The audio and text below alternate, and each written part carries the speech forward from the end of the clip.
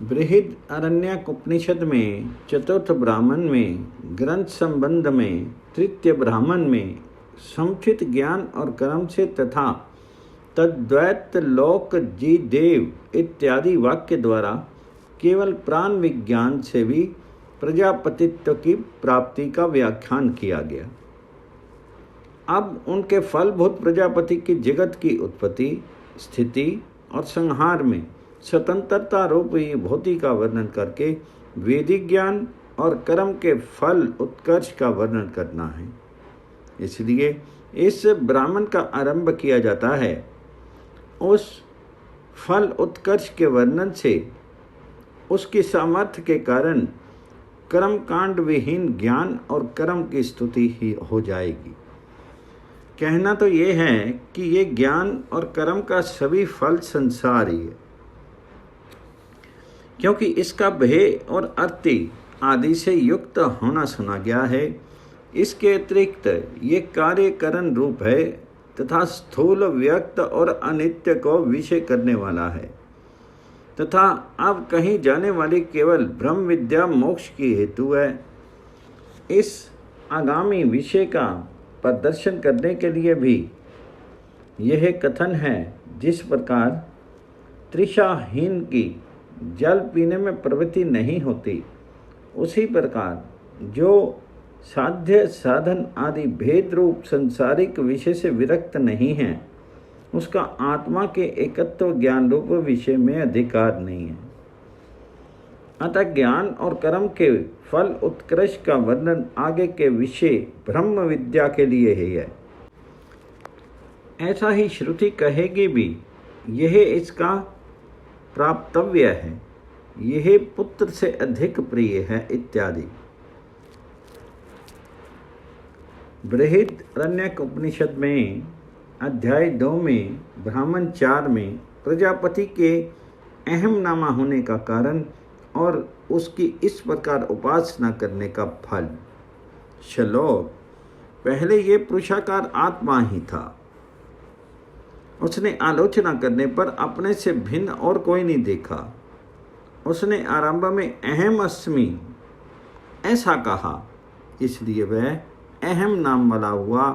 इसी से अब भी पुकारे जाने पर पहले अयम हम ऐसा ही कह करके उसके पश्चात अपना जो दूसरा नाम होता है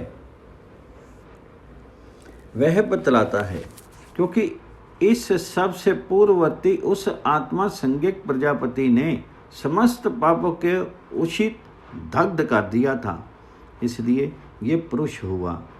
जो ऐसी उपासना करता है वह उसे दग्ध कर देता है, जो उससे पहले प्रजापति होना चाहता है। अर्थात आत्मेव, यहाँ आत्मा इस शब्द से अंडे से उत्पन्न हुआ प्रथम शरीरी प्रजापति ही कहा जाता है। वही वैदिक ज्ञान और कर्म का फलभूत है। ऐसा क्यों है? क्योंकि यह शीर आदि भेद समुदाय उस प्रजापति के शीर से अभिन्न है। कारण शीरांतर की उत्पत्ति से पूर्व आत्मा ही था। वह पुरुषविद पुरुष की तरह सिर एवं हाथ पैर आदि लक्षण वाला विराट पुरुष था। प्रथम उत्पन्न हुए उस प्रजापति ने अन्वीक्ष्य अन्वालोचन कर मैं कौन हूँ और कैसे लक्षणे वाला हूँ इत्यादि रूप से विचार करके अपने प्राण समुदाय रूप देह इंद्रिय संघात से भिन्न कोई और पदार्थ नहीं देखा। केवल अपने को ही सर्वात्म रूप से देखा तथा पूर्व जन्म के वहाँ मैं सर्व आत्मा प्रजापति हूँ इस श्रोत विज्ञान जनित संस्कार से युक्त होने के कारण सबसे पहले अहम अस्मि ऐसा कहा। इसी से, क्योंकि पूर्व ज्ञान के संस्कार से उसने आरंभ में अपने को अहम ऐसा कहा था, इसलिए वह अहम नाम वाला हुआ। उनका श्रुति प्रदर्शित ही अहम ये नाम उपनिषद आगे बताएगी। इसी से, क्योंकि कारण रूप प्रजापति में ये वृत्तांत घटित हुआ, इसलिए इतर ही इस समय भी उसके कार्यभूत जीवों में जब किसी को तू कौन है ऐसा कहकर के पुकारा जाता है, तो पहले ये मैं हूँ इस प्रकार अपने को कारणभूत नाम से बतलाकर फिर जो विशेष नाम को जानना चाहता है उसे अपने विशेष शरीर का देवदत्त या यज्ञदत्त ऐसा कोई नाम बतलाता है, अर्थात जो नाम उसके विशेष पिंड के माता पिता का रखा हुआ होता है उसे बतलाता है। उस प्रजापति ने अपने पूर्व जन्म में साधक अवस्था में सम्यक कर्म और ज्ञान की भावना के अनुष्ठानों द्वारा इस कर्म और ज्ञान की भावना के अनुष्ठानों से प्रजापतित्व की प्राप्ति की इच्छा वालों से पूर्ववर्ती अर्थात पहला होना के कारण इस प्रजापतित्व प्राप्ति की इच्छा वाले संपूर्ण समुदाय से पूर्व उष्ण दग्ध कर दिया। किसे प्रजापति तक के प्रतिबंधक कारण रूप अभिनिवेश और अज्ञान आदि संपूर्ण पापों को, क्योंकि ऐसा हुआ इसलिए ये पुरुष हुआ, पूर्व में ओशन किया इसलिए पुरुष कहलाया। जिस प्रकार ये प्रजापति संपूर्ण प्रतिबंधक पापों का ओशन करके पुरुष रूप प्रजापति हुआ, उसी प्रकार दूसरा भी ज्ञान और कर्म की भावना के अनुष्ठान रूप अग्नि से अथवा केवल ज्ञान बल से उसका ओशन करता है, उसे भस्म कर देता है। किसे जो इस विद्वान से पहले प्रजापति होना चाहता है उसको ऐसा इसका तात्पर्य है। उस विद्वान को श्रुति दिखलाती है जो इस प्रकार जानता उपासना करता है, उसकी सामर्थ्य से जाना जाता है कि वह ज्ञान भावना में बड़ा चढ़ा होता है। शंका, यदि वह इस प्रकार उपासना करने वाले से दग्ध कर दिया जाता है तब तो प्रजापतित्व प्राप्ति की इच्छा अनर्थ की ही हेतु है। समाधान, ये कोई दोष नहीं है, क्योंकि ज्ञान भावना के उत्कर्ष का अभाव होने के कारण पहले प्रजापतित्व प्राप्त न कर सकना उसका दाह है। तात्पर्य ये है कि जो उत्कृष्ट साधन वाला होता है वह पहले प्रजापतित्व प्राप्त करता है और न्यून साधन वाला प्राप्त नहीं करता, अतः वह उसे भस्म कर देता है, ऐसा कहा गया है। उत्कृष्ट साधन वाला अपने से भिन्न न्यून साधन वाले को साक्षात जला ही डालता हो, ऐसी बात नहीं है। जिस प्रकार लोक में किसी मर्यादा तक दौड़कर जाने वालों में जो पहले मर्यादा पर पहुंचता है उसके द्वारा दूसरे लोग दग्ध से होकर के अप्रहित सामर्थ्य हत उत्साह हो जाते हैं, उसी प्रकार यहाँ समझना चाहिए। बृहदारण्यक उपनिषद में अध्याय 1 ब्राह्मण 4 में प्रजापति का भय और विचार द्वारा उसकी निवृत्ति। यहाँ जिस प्रजापतित्व रूप कर्म कांड विहित ज्ञान और कर्म के फल की स्तुति करनी अभीष्ट है वह संसारिक विषय से बाहर नहीं है। इस बात को दिखाने के लिए श्रुति कहती है, श्लोक, वह भयभीत हो गया, इसी से अकेला पुरुष भय मानता है। उसने यह विचार किया, यदि मेरे सिवा कोई दूसरा नहीं है तो मैं किससे डरता हूँ, तभी उसका भय निवृत्त हो गया। किंतु उसे भय क्यों हुआ? क्योंकि भय तो दूसरों से ही होता है। अर्थात वह भयभीत हो गया, अर्थात वह प्रजापति जिसको पुरुषाकार प्रथम शरीरी के रूप में व्याख्या की गई है हमारे समान ही भयभीत हो गया, ऐसा श्रुति कहती है। क्योंकि यह पुरुषविद शीर इंद्रियवान प्रजापति आत्मान नाशवान नाश रूप विपरीत ज्ञान वाला होने के कारण डर गया था, इसलिए उससे समानता होने के कारण आज भी अकेला होने पर पुरुष डरता है। इसके सिवा हमारे समान ही प्रजापति के भी भय के हेतुभूत विपरीत ज्ञान की निवृत्ति का कारण यथार्थ आत्मज्ञान ही हुआ। इस प्रजापति ने ईक्षा अर्थात ईक्षण विचार किया। किस प्रकार विचार किया सो श्रुति बतलाती है। यदि इस मेरे से भिन्न अर्थात आत्मा के सिवा इसका प्रतिद्वंदी कोई और पदार्थ नहीं है, तो उस आत्मनाश के कारण के अभाव में मैं किससे डरता हूँ? उसी से, यानी उसी यथार्थ आत्म दर्शन से ही इस प्रजापति का भय विगत विस्पष्टता निवृत्त हो गया। उस प्रजापति को जो भय था वह केवल अविद्या के कारण ही था। परमार्थ ज्ञान होने पर उसका होना असंभव था। यही बात श्रुति कहती है।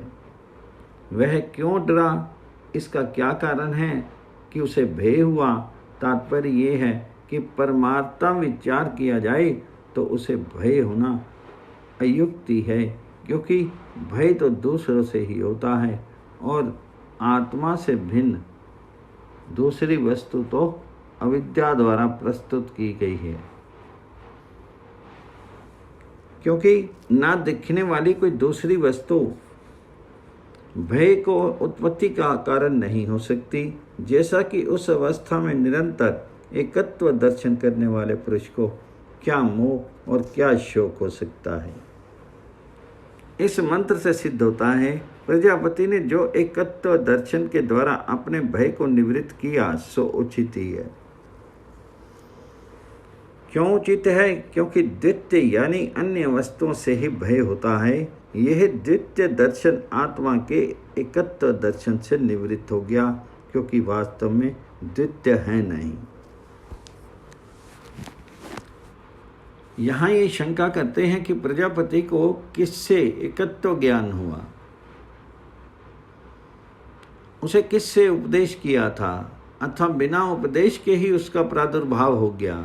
तब तो हमारे लिए भी वैसा ही प्रसंग हो सकता है यदि उसे जन्मांतरकृत संस्कार से होने वाला माना जाए तो एकत्व दर्शन की व्यर्थता का प्रसंग उपस्थित होता है। अर्थात जिस प्रकार अपने पूर्व जन्म में स्थित प्रजापति के एकत्व दर्शन ने विद्यमान रहने पर भी अविद्या रूप बंधन के कारण को निवृत्ति नहीं की, क्योंकि अविद्या संयुक्त उत्पन्न होने के कारण ही उसे भय हुआ था।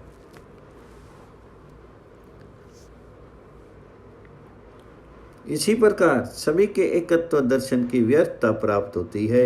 यदि कहो कि सबके अंत में होने वाला एकत्व ज्ञान ही अविद्या की निवृत्ति करने वाला होता है तो ये ठीक नहीं, क्योंकि पूर्वत पुनः प्रसंग उपस्थित होने पर उसका अव्यभिचारित्व नहीं रह सकेगा, अतः एकत्व दर्शन व्यर्थ ही है। समाधान: ये कोई दोष नहीं है, क्योंकि व्यवहार में अन्य लोगों के समान प्रजापति का जन्म उत्कृष्ट हेतु से हुआ है। जिस प्रकार पुण्य कर्मों से प्राप्त हुए पवित्र देह और इंद्रियों से युक्त जन्म होने पर बुद्धि, मेधा शक्ति और समृद्धि की विशेषता देखी जाती है, उसी प्रकार धर्म, ज्ञान, वैराग्य और ऐश्वर्य के विपरीत अधर्म आदि के कारण होने वाले समस्त पापों का दाह हो जाने से प्रजा प्राप्ति का विशुद्ध देह और इंद्रियों से युक्त उत्कृष्ट जन्म है। उससे होने वाला प्रजापति का एकत्व दर्शन भी बिना उपदेश हुआ ही है, ऐसा मानना युक्ति संगति है। ऐसा ही ये स्मृति भी कहती है। जिस जगतपति का निरंकुश ज्ञान, वैराग्य, ऐश्वर्य और धर्म ये चारों सह सिद्ध अर्थात जन्म सिद्ध हैं इत्यादि। शंका: किंतु इनके सह सिद्ध होने पर उसे भय होना अनुपन्न है। सूर्य के साथ अंधकार का उदय नहीं हो सकता। समाधान: ऐसा मत कहो, क्योंकि इस सह सिद्ध वाक्य का तात्पर्य उसके ज्ञान की को इसके द्वारा अनुपदिष्ट कर बतलाने में है। शंका, यदि ऐसा माना जाएगा तो श्रद्धा, तत्परता एवं प्रणिपात आदि की ज्ञान उत्पत्ति में अहेतुता प्राप्त होगी।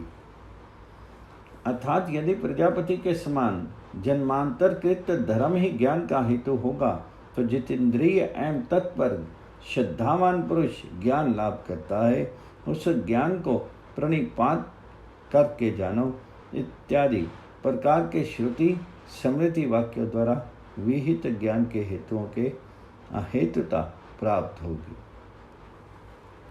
समाधान,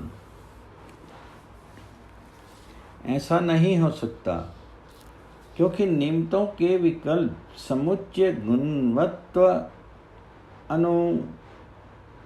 अगुणवत्व ऐसे भेद हो सकते हैं। लोक के निमित्त से होने वाले कार्यों के निमित्त का भेद अनेक प्रकार से विकल्पित किया जाता है।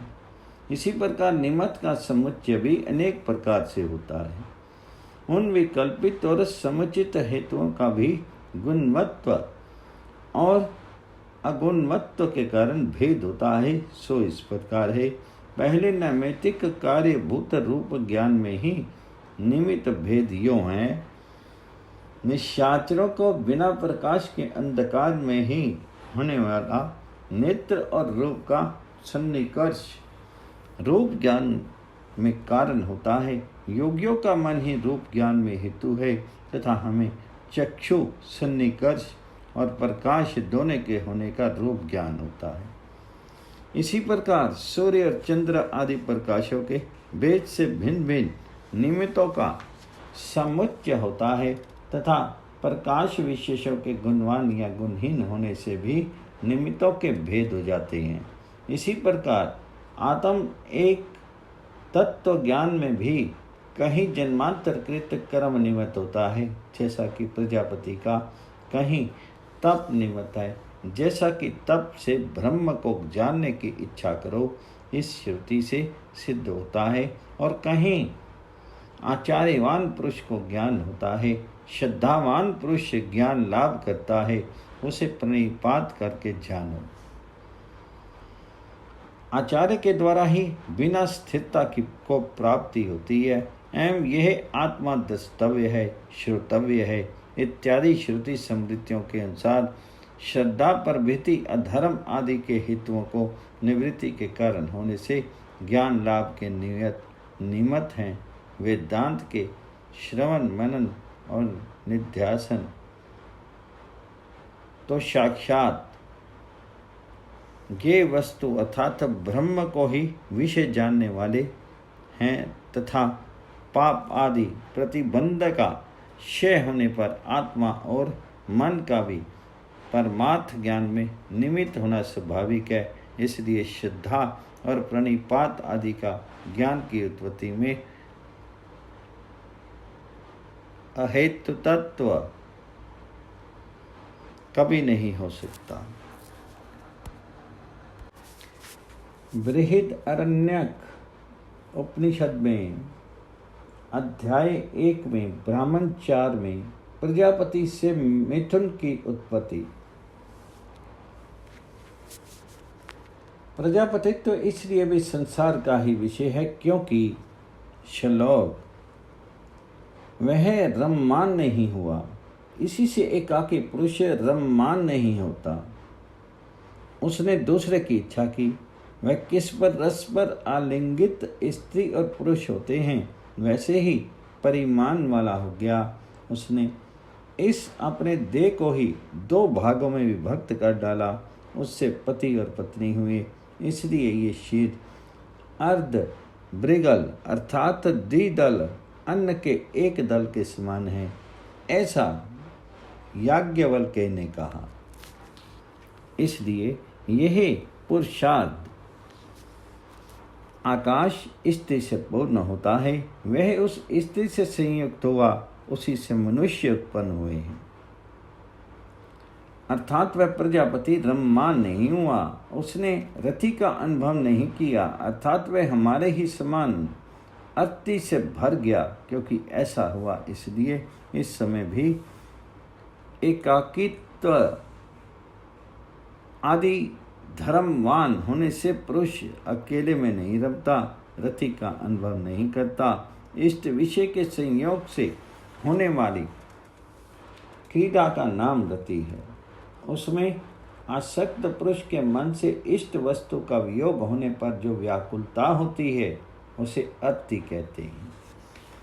उस अति की निवृत्ति के लिए उसने अति का नाश करने में समर्थ दूसरी वस्तु स्त्री की इच्छा वाली अभिलाषा की।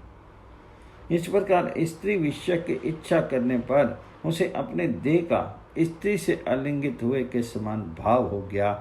सत्य संकल्प होने के कारण वह उस भाव से इतना अर्थात ऐसे ही परिमाण वाला हो गया।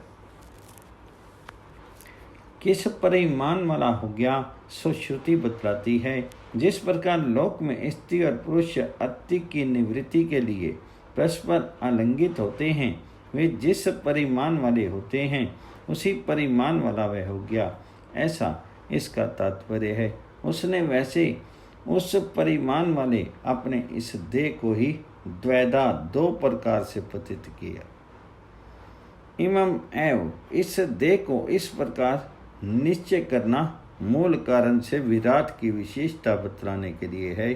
दूत के सारे स्वरूप का नाश करके होने वाली दरी भाव की प्राप्ति के समान विराट अपने पूर्ववर्ती सारे स्वरूप का तिरोभाव करके ऐसा नहीं हुआ तो फिर किस प्रकार हुआ? अपने स्वरूप में स्थित रहते हुए ही विराट के सत्य संकल्प होने के कारण उसके उस शरीर से भिन्न परस्पर आलिंगित हुए स्त्री पुरुषों के परिमाण वाला एक देहांतर हो गया, क्योंकि वही पूर्ण रूप में स्थित विराट था और वही ऐसा हो गया। इस प्रकार यहाँ विराट के वाचक स का इतावान से समान अधिकरण्य है। उससे उस द्विधापातन से पति और पत्नी हुए। ये लौकिक पति पत्नियों के पति पत्नी नाम का निर्वचन किया गया है। इसी से क्योंकि ये जो स्त्री है शरीर का ही पृथाभूत अर्धभाग है, इसलिए ये शरीर आत्मा का अर्ध वृगल है। जो अर्ध आधा हो और वृगल विदल हो उसे अर्ध वृगल दो दलों में से एक दल कहते हैं, अर्थात अर्ध विदल सा है। किंतु स्त्री से विवाह करने से पूर्व ये किसका अर्ध वृगल होता है सो श्रुति बतलाती है। स अर्थात अपना ही ऐसा निश्चय ही याज्ञवल्क्य ने कहा है। यज्ञ का वल्क वक्ता यज्ञ वल्क कहलाता है। उसका पुत्र याज्ञवल्क्य अर्थात देव राति अथवा ब्रह्मा का पुत्र याज्ञवल्क्य, क्योंकि यह पुरुषार्थ आकाश स्त्रेयध से शून्य है, इसलिए पुनः विवाह करने पर यह स्त्रेय धर्म से पूर्ण होता है।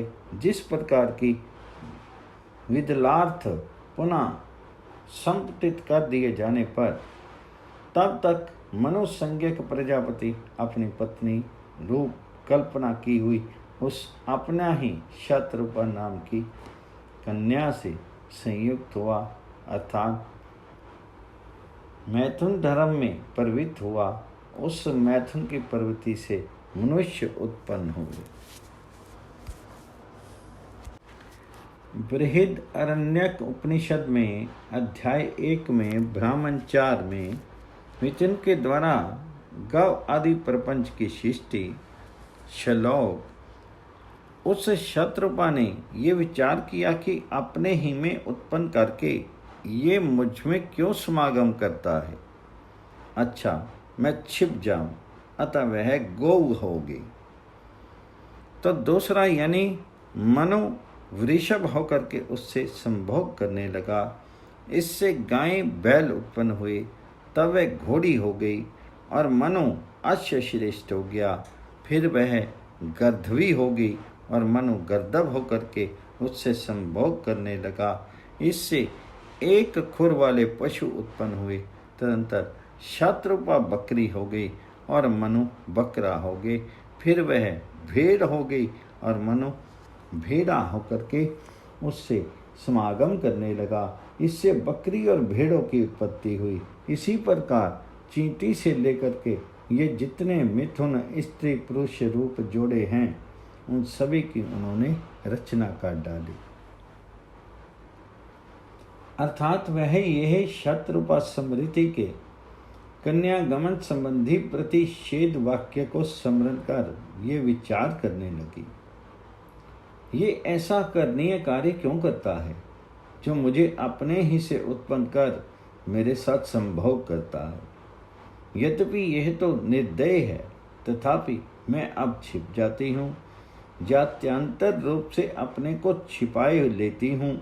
ऐसा विचार करके वह गौ होगी, किंतु उत्पन्न किए जाने योग्य प्राणियों के कर्मों से प्रेरित हुई।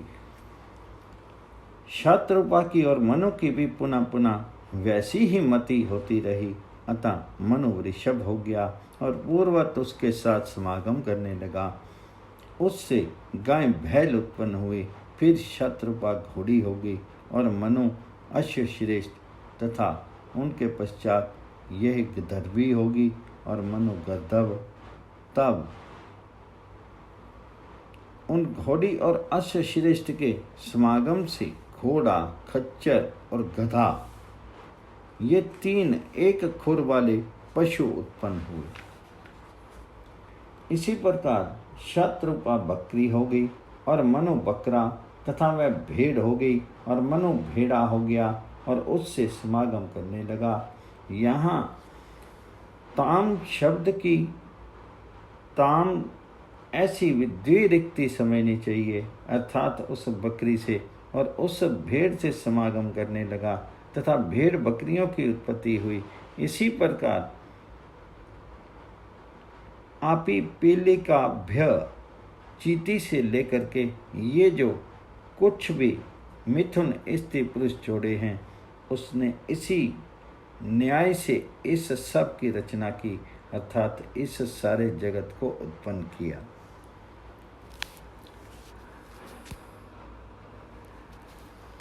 बृहदारण्यक उपनिषद में अध्याय 1 में ब्राह्मण 4 में प्रजापति की सृष्टि संज्ञा और सृष्टि रूप से उसकी उपासना करने का फल। श्लोक। उस प्रजापति ने मैं ही सृष्टि हूँ ऐसा जाना, मैंने इस सब को रचा है। इस प्रकार वह सृष्टि नाम वाला हुआ। जो ऐसा जानता है वह इस प्रजापति की इस सृष्टि में सृष्टा होता है। अर्थात उस प्रजापति ने इस संपूर्ण जगत को रच करके जाना। किस प्रकार जाना? मैं ही सृष्टि हूँ, उसका सर्जन निर्माण किया जाता है, इसलिए वह श्रेष्ठ उत्पन्न हुआ जगत सृष्टि कहलाता है। उसने विचार किया मेरे द्वारा जो जगत रचा गया है वह मुझसे अभिन्न होने का कारण मैं ही हूँ, वह मुझसे अलग नहीं है। ऐसा क्यों है? क्योंकि मैंने ही इस संपूर्ण जगत की रचना की है, इसलिए ये मुझसे अभिन्न है, ऐसा इसका तात्पर्य है। क्योंकि प्रजापति ने सृष्टि नाम से अपने को ही कहा था, इसलिए वह सृष्टि अर्थात सृष्टि नाम वाला हुआ। इस प्रजापति की सृष्टि में अर्थात इस जगत में वह प्रजापति के समान अपने से अनन्य भूत जगत का सृष्टा होता है। कौन? जो इस प्रकार प्रजापति के समान उपयुक्त अपने से अभिन्न जगत को अध्यात्म, आधिभूत और आधिदेव के सहित सारा जगत मैं हूँ, इस प्रकार जानता है।